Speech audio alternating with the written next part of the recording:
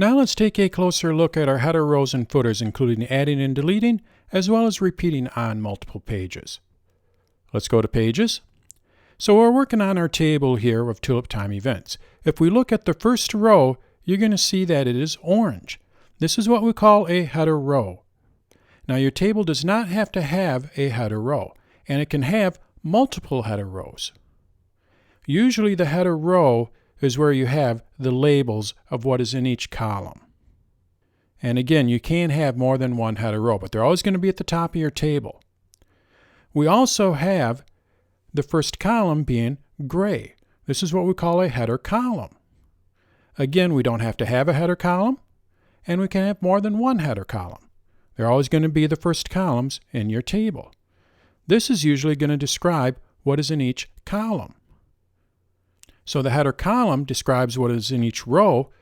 The header row describes what is in each column. And then down at the bottom, we have our footer. This is usually where we have totals. And the footer is always at the bottom of your table.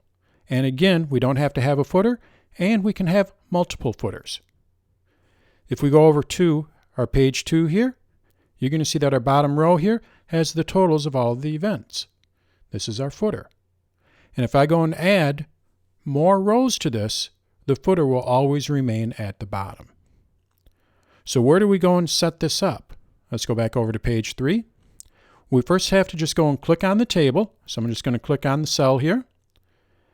And then we go over to Table in the upper right-hand corner. And under Table, we have headers and footers. From here, I can choose how many header columns I want. Right now, it is set for 1. If I set it to 0, you can see that that first column is no longer gray. If I want to have more than one, now we have more than one header column. Let's bring it back down to 1. We can also set our header row. Right now it is set for 1, and again I can set it for 0 or up to 4.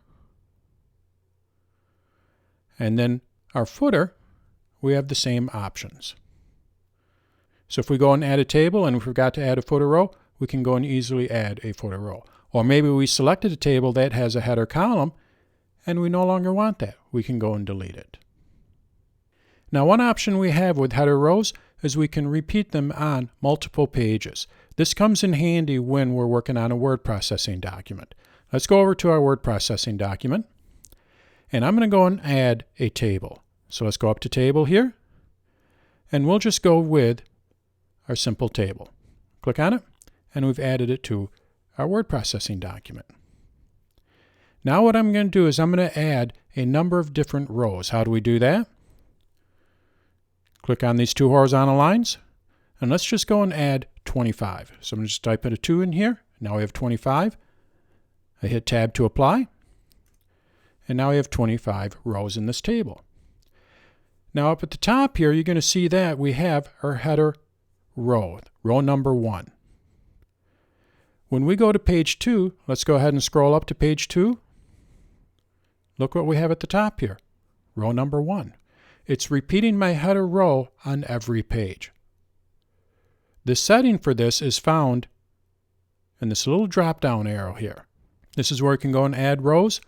You're also going to see we have repeat header rows on each page. I usually leave this on. If we turn this off, let's go ahead and uncheck this. When we're on page 2, we're not going to know what the different columns mean. So we want to make sure that we go up to row 1 here and repeat.